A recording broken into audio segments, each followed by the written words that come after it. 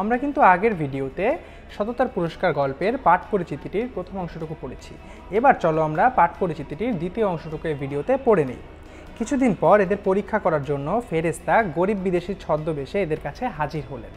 অর্থাৎ সেই তিন যে ব্যক্তি টাকওয়ালা, ধবল রোগী এবং যে অন্ধ ব্যক্তি তাদের কাছে হাজির হলেন। তিনি এক একজনের কাছে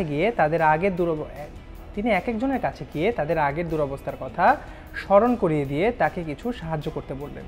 অর্থাৎ তিনি কিন্তু এক এক করে প্রথম দুজন ব্যক্তির কাছে গেলেন, ধবল রোগী এবং অর্থাৎ কুষ্ঠরোগী এবং টাকওয়ালা ব্যক্তি, এবং তারা কিন্তু অর্থাৎ ফেরেশতাকে কিছুই দিতে অস্বীকৃতি জানালেন এবং তাদের আগের অবস্থার কথাও তারা অস্বীকার করলেন।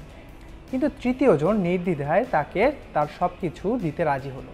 আল্লাহ তাআলা তার উপর খুশি হলেন।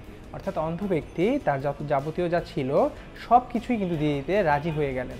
এতে কিন্তু মহান আল্লাহ তাআলা তিনি যে পরীক্ষা নিয়েছিলেন এই তিন ব্যক্তির তিনি কিন্তু অর্থাৎ অন্ধ ব্যক্তি কিন্তু পরীক্ষা উত্তীর্ণ হলেন এবং মহান আল্লাহ তাআলা কিন্তু খুশি হলেন এবং তার সম্পদ তার রয়ে গেল। অর্থাৎ অন্ধ ব্যক্তির সম্পদ অন্ধ ব্যক্তির রয়ে গেল। কিন্তু প্রথম দুজনের উপর আল্লাহ নাখোশ হলেন এবং তাদের অবস্থা আগের মতো হয়ে গেল।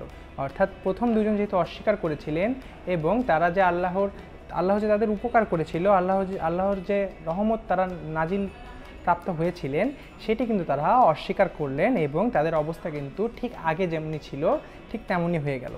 অকৃতজ্ঞরা তাদের অকৃতজ্ঞতার উপযুক্ত ফল পেল। অর্থাৎ যেহেতু তারা অকৃতজ্ঞ ছিল তাদের অকৃতজ্ঞতার উপযুক্ত ফল কিন্তু সেই ধবল রোগী অর্থাৎ কুষ্ঠরোগী এবং টাকওয়ালা ব্যক্তি পেয়ে গেল। কোনো প্রশ্ন থাকলে বন্ধুরা আমাদেরকে কিন্তু কমেন্ট সেকশনে জানিয়ে দিতে পারো। ধন্যবাদ বন্ধুরা।